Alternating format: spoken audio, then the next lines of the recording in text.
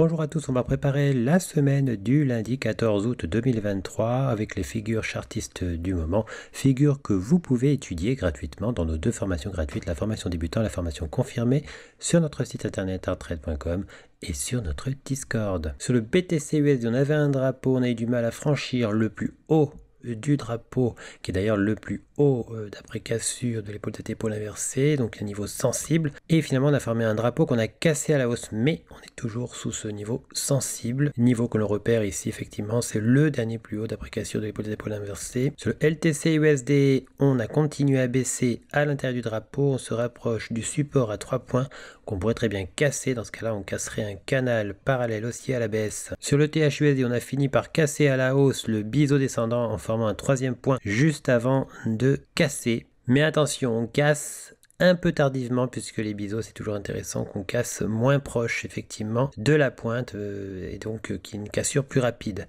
Cela dit, on prend appui sur un support, un point, deux points et des incursions qui n'ont pas réussi. On pourrait tout de même, pourquoi pas, progresser à la hausse. Si on regarde la vision en H4, c'est pour ça qu'on a aussi toujours notre drapeau marron qui s'opère non loin du support du biseau d'élargissement ascendant.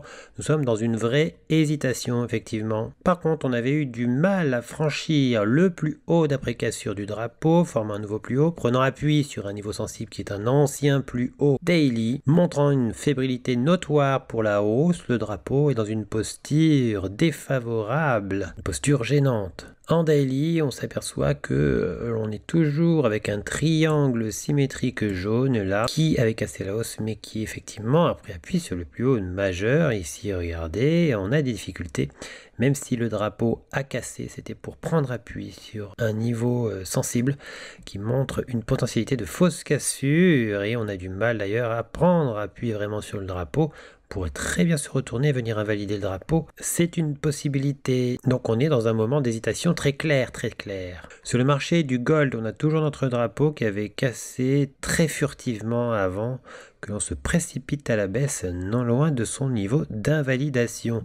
Si on remontait toutefois sans toucher ce niveau d'invalidation, eh bien on pourrait casser la ligne marron. On validerait alors une épaule tête épaule inversée qui pour l'instant n'est qu'imaginaire. Nous sommes sous la ligne du coup de la tasse avec anse. On a toujours pour scénario une remontée par la suite pour venir casser le rectangle mauve. Ce rectangle mauve crée une oscillation autour de la ligne du coup du running bottom. On tente de prendre appui depuis un moment aux alentours de cette ligne du coup. Sur le silver, on a invalidé la tasse avec anse qu'on avait repéré. Mais regardez, il y a un niveau d'invalidation d'une autre figure chartiste. Il s'agit du drapeau avec 1 point, 2 points, 3 points, 4 points, 5 points. Le drapeau est très net avec 2 points sur le support, une petite incursion comme souvent. Et celui-ci pourrait très bien résister. Son niveau d'invalidation peut résister, on peut réaliser l'objectif du drapeau qui reste valide. On s'aperçoit que le drapeau situé ici s'enfonce un petit peu sous la ligne du coup de la tasse avec anse et pourrait servir de pullback en figure chartiste à cette tasse avec anse. Sur le WTI, on a cassé le canal parallèle jaune à la hausse pour venir rejoindre le plat. Ici on avait reconnu une fois, deux fois. Alors on va voir, est-ce qu'on va faire une cassure et intégration pour venir casser le plat de l'autre côté? Dans ce cas-là, on aura à faire un rectangle.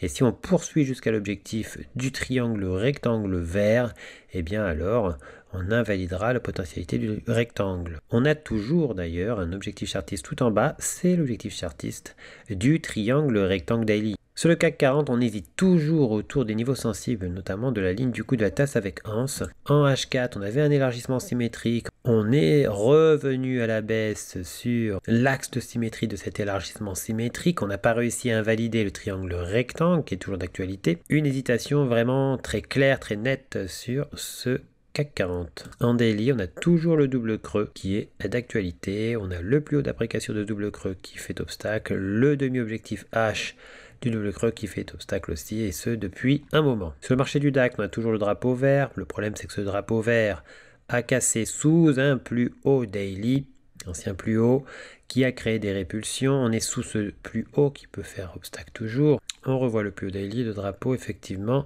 qui est dans une position gênante. Il y a des obstacles effectivement ce plus haut. Sur le marché du FTSE, on était revenu casser ponctuellement la ligne du coup du V-bottom qu'on avait cassé une première fois ici. on pourrait recasser cette ligne. En daily, on est toujours au-dessus du drapeau vert. Sur l'US 30, on a formé un drapeau canal parallèle, même s'il y a 2 incursions sous le support. On pourrait finir par casser ce drapeau à la hausse, c'est ce qui permettrait de le caractériser totalement. Sur le S&P 500, on a fini par atteindre l'objectif de l'épaule tête épaule à la baisse. On a aussi rejoint l'ancien plus haut d'après cassure, on a fait un pullback donc sur la ligne du coup du double creux. Et on pourrait rebondir sur ce plus haut d'après cassure. Sur le marché du Nasdaq, nous sommes désormais sous la ligne du coup de la tasse avec anse. On avait repéré un canal parallèle, on est en train peut-être de faire une incursion sous ce canal parallèle. L'incursion est assez marquée pour le moment. Il faudrait une réintégration plus franche de ce canal parallèle, puis une cassure haussière pour valider un drapeau. On s'aperçoit qu'on n'est pas loin du niveau d'invalidation du triangle rectangle jaune et du triangle rectangle mauve. On avait cassé le canal parallèle ici, effectivement 1 point, 2 points, 3 points. Il n'est pas possible aussi de rejoindre carrément le bas de ce canal parallèle. Sur l'euro GBP, on a formé entre-temps une tasse avec anse qu'on a cassé à la hausse, mais pour se précipiter sous sa ligne du coup, c'est aussi sous le niveau de la ligne du coup du double creux. On s'aperçoit qu'on a un canal parallèle. Si on cassait ce canal parallèle à la baisse, on aurait alors un drapeau. Attention, souvent sur les drapeaux, il y a la potentialité de former une fausse cassure de l'autre côté. Pas impossible aussi de rejoindre donc l'autre côté du canal parallèle. En daily, on s'aperçoit que le drapeau pourrait servir de pause pour reprendre la tendance initiée par l'épaule tête-épaule. C'est pour ça qu'on pourrait éventuellement rejoindre la ligne du coup de l'épaule tête-épaule mauve. Sur l'euro AUD, on a toujours les objectifs chartistes du drapeau. On a réussi à atteindre le demi-objectif et le plus haut. Sur le GBP USD, on a formé un canal parallèle. Si celui-ci cassait à la hausse, eh bien, on validerait les critères d'un drapeau. Sur le GBP CAD, on a toujours l'objectif du drapeau et l'objectif de la tasse avec anse. Sur le CAD CHF, on a formé un double bottom. On pourrait à partir de ce niveau rebondir. Mais attention, si on cassait le plat en bas, eh bien, on casserait la ligne du coup d'une tasse avec anse de continuation de la tendance qu'il y avait avant sa formation. Sur le AUD-USD, on s'approche de plus en plus du support de l'élargissement symétrique. Regardez, on avait fait une rotation partielle. Ici, on n'avait pas réussi à rejoindre la résistance. Donc, on s'attend à un retour sur le support qu'on pourrait casser à la baisse. On a toujours les objectifs chartistes baissiers du drapeau mauve. En daily, ce triangle symétrique se trouve ici. Le support est quasi confondu avec le support de l'élargissement symétrique daily. Sur l'euro CHF, l'épaule tête épaule est toujours en activité. Sur les GBP JPY, on a fini par rejoindre le plus haut qui est l'objectif du biseau d'élargissement descendant, l'objectif principal. On peut aussi mettre toute la hauteur reportée à la cassure comme objectif. En daily, on s'attend toujours à un retour par la suite sur l'objectif H du double bottom, ainsi que sur l'objectif H du triangle rectangle. Sur le NZDJPY, le triangle rectangle est toujours d'actualité. On a le drapeau, on pourrait finir par aller vers ses objectifs chartistes. Fébrilité toutefois, puisque ce plus haut, qui était le dernier plus haut d'après cassure de la ligne du coup de la tasse avec anse, montre clairement des difficultés à être franchies pour le moment. Sur le CAD-JPY, on est revenu sur la ligne du coup du double bottom, on s'attend à rejoindre ses objectifs chartistes avec un obstacle, ce plus haut. Euro-JPY, on s'approche de l'objectif H du double bottom mauve. On a ensuite les objectifs chartistes du biseau d'élargissement descendant à angle droit. Sur le AUD-JPY, on a fait une première tentative de cassure du drapeau. On pourrait faire une deuxième tentative de cassure de ce drapeau. Prochain obstacle, le plus haut du drapeau et le plus haut majeur. Sur le USD-JPY, en daily, on s'approche du plus haut d'après cassure du triangle rectangle. C'est un niveau sensible. Prochain objectif, l'objectif H de ce triangle rectangle. On pourrait d'ailleurs venir faire une incursion pour rejoindre l'objectif H, une incursion au-dessus du canal parallèle matérialisé par le support du triangle rectangle et par cette ligne à pointillés. Avant, pourquoi pas, une réintégration, puis une cassure de l'autre côté.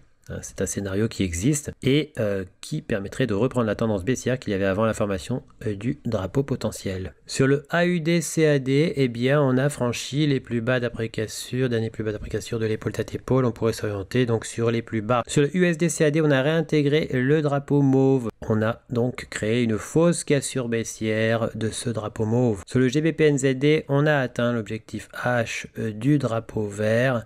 On s'oriente vers l'objectif de la tasse avec anse mauve. Sur l'euro-dollar, on est toujours dans notre canal parallèle. Attention, on pourrait très bien revenir sur la résistance de ce canal parallèle.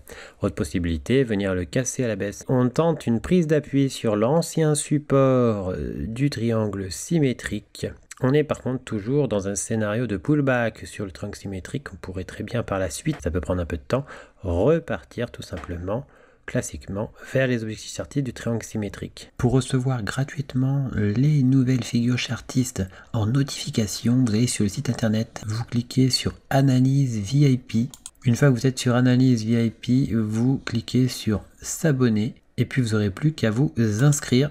Ici, vous mettez un mail, un mot de passe, vous indiquez que vous n'êtes pas un robot et vous mettez s'inscrire. Vous serez alors abonné, vous recevrez toutes les notifications des nouvelles figures trouvées, que ce soit les figures chartistes ou les figures harmoniques. Figures que vous pouvez étudier gratuitement dans nos 2 formations gratuites, le niveau débutant et le niveau confirmé. On a encore 3 autres niveaux qui eux sont payants. En cliquant sur figures chartistes, vous arrivez sur la liste des figures chartistes du moment que l'on a posté. Vous retrouvez aussi les vidéos concernant les analyses chartistes du moment. N'hésitez pas à venir aussi nous découvrir sur notre blog, tout en haut ici, blog. Vous y trouverez nos derniers posts, les défis Art Trade, ainsi que toutes les nouvelles Art Trade. À bientôt sur notre site arttrade.com.